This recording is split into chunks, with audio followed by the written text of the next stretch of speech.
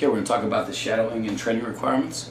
It's very important to learn our training system here that you go through shadowing several times to see things, the phase 1, 2, and 3 system applied many times over in different scenarios and settings, because phase 1, 2, and 3 and all of the hybrids and everything are they're very basic systems that you will see over time. However, it's all about application. So the way you apply them to each situation and client is what makes the difference and what makes them the most successful in a timely fashion. So the way that to get up to speed is to not only study all the Drupal information in terms of the paperwork, watching the videos, and studying that so you know what the concepts and the conceptual framework is, but also to see it so you can learn this visually, auditory, kinesthetically, in every different way possible, so you develop mastery with this. So the first thing you'll do is you start here is you'll act as a fly on the wall and observe and keep your questions to a minimum, so you can just kind of come in and see what's going on and not be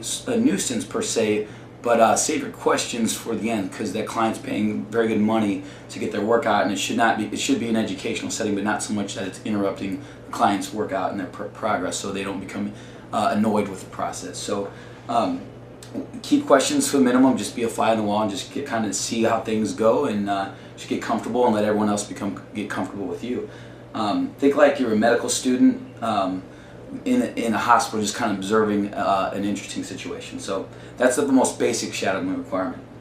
After that, once you get comfortable with that, after say maybe the first night, I want you to practice loading the weights. Counting the weights up if you're not familiar with loading the free weight barbell plates, or counting in kilograms or pounds, whatever it might be. Make sure you're comfortable with that, because I don't want you in your head trying to figure that stuff out when you're trying to execute a very exceptional workout for the client. So if you're in your head trying to run around and orchestrate this stuff, you're not going to come across very crisp and clean, and your workout's not going to be very successful. So so the next step after you observe, I want you to just kind of practice loading up the weights for the trainer that you're shadowing, handing the dumbbells, adjusting the benches and machines appropriately for the client, and also cleaning up the weights. So as you go down the road, you'll be giving the workout, telling them the sets, the reps, the weights, pre-educating them and post-educating them on how well the sets went and what they need to fix in terms of biomechanics, intensity, breathing, rep speed, you name it.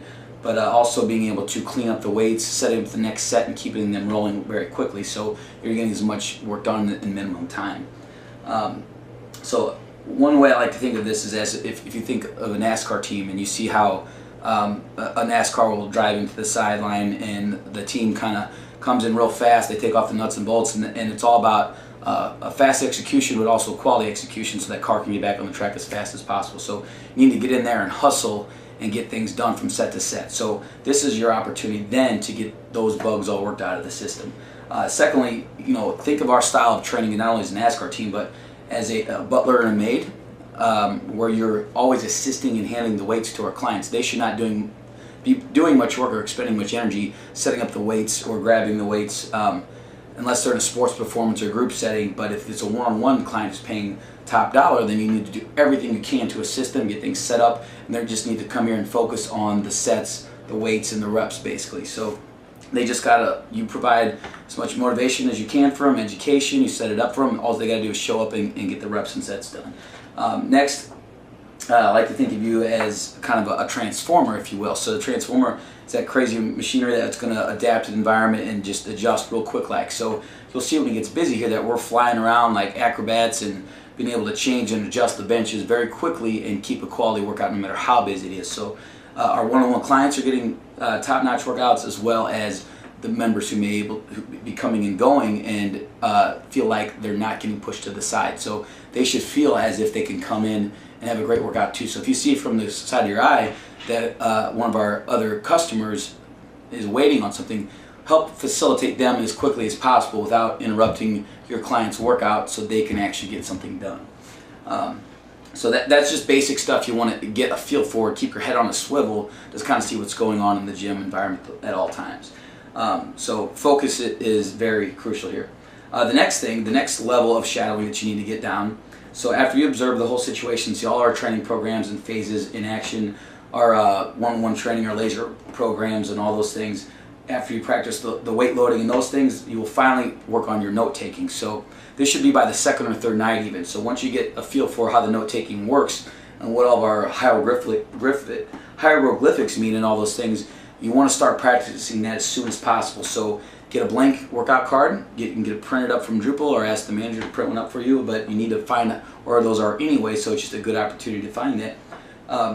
And start taking your notes. So whatever the primary trainer is doing at that time, take the notes as if you were actually taking them through the workout. So make your quick notes, get used to that, so you can make that a speedy process but also a quality process. So the notes you take are going to paint the right picture of what took place during the workout. So you want it to get very quality notes. Make sure you know it was a good set, bad set, ugly set, shaky set. Did you help them perform the reps? Was there any special rep speeds, any pains, any subjective assessments in terms of, oh, that felt heavy, or my wrist hurts, or this or that and the other. So you'll know what I'll mean more indefinitely in time, because we'll talk about note taking in detail. So think medical record with your notes. This should be a record that should be able to be taken to court if we were ever sued, God forbid, and they can see how much quality information we take down. For one, so do not draw pictures, do not just put scribbly nonsense on there. This should be a very professional document that you're treating all the time. Likewise, you should be acting like you're Sherlock Holmes with this document and painting the picture of this client's progress and what's taking place through the workout. So it's not just they did 100 pounds for 10 reps and that's all you're right. It doesn't tell me anything. Was it a very quality performed set? Was it sloppy? Was it too heavy? Are they good for more weight next time, or should they focus on hitting more reps, or do they need to work on their range of motion? So you just need to really take special detail, especially now that you're shadowing, because once you're training with this client, they're going to be asking you questions, you're going to be running around setting up the weights, you name it, keeping the workout flowing. So this is something you want to master at this time. Once you get the fly on the wall, you adjust the benches, the weights, and all those things, you get your note taking, which will take a long time to master. So always practice that. But you need to shadow for a minimum of the one-on-one training style, the laser weight loss program, and the laser body composition program. Any buddy workouts they follow the same workout styles, but you're working a lot harder to keep the workout moving in a quality fashion. So make sure you know how to set this up and follow your note-taking procedure and to keep the workout moving smoothly. So after that, you've covered a lot of ground, and this should happen in, say, the first 2 to 4 nights of shadowing. So use the time wisely, because you don't want to have to be shadowing for weeks and weeks or months. You should not need to take that long. So next, it would be nice if you could actually get trained by a lab trainer. Not that you need the training, it's just so you can experience what that lab training product feels like from the outside looking in. So you can take critical feedback, if you will, from the trainer's perspective, but also feel what that's like and see why we deliver such a world-class, better workout, better than anyone else around. So you feel that, then you'll be better at executing it for anyone else. Likewise, I'd recommend you use the note-taking procedures for your own training, because we're treating this like a scientific experiment, so you can continually progress this and make any notes relevant to continued success and progress.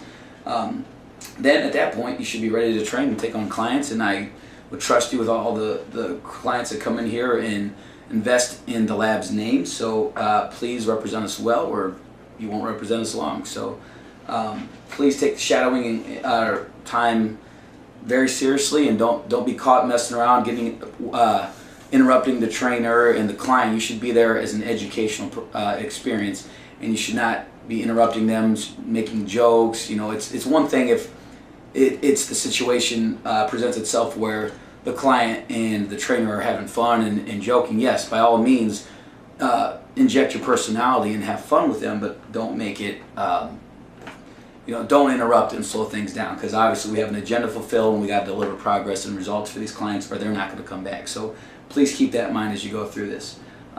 If things don't go well, you're in a probationary period at this time, so if it doesn't go well, or if you don't think you can hang, thanks for trying, but maybe this place isn't for you. But we do have high expectations here, but I am very reasonable. I know this isn't the easiest system in the world to follow, but in time you will master it. It's a very simple system, and that's why we take the approaches we do with the shadowing and training, and we'll follow up and evaluate performance and keep things going. And you stick through it, 3-6 months go by, and you're going to look back and be very thankful you did, because you'll be 10 times the trainer you were from day one, regardless of your educational background in biomechanics, exercise physiology, and all those things, or how many years you've been doing this. You know, it's one thing to be a trainer for 10 years or 1 year, but you know, time doesn't mean anything if it wasn't quality time. If you have 1 year quality time in this kind of system, you're going to be that much better of a trainer than if you're practicing poor quality for 10 years. So after learning exercise science, this is what they don't teach you in the books. This is how you really dial in the best workout possible and will get paid the most and have the most success, referral-based business for the rest of your training career. So thank you, and have fun shadowing.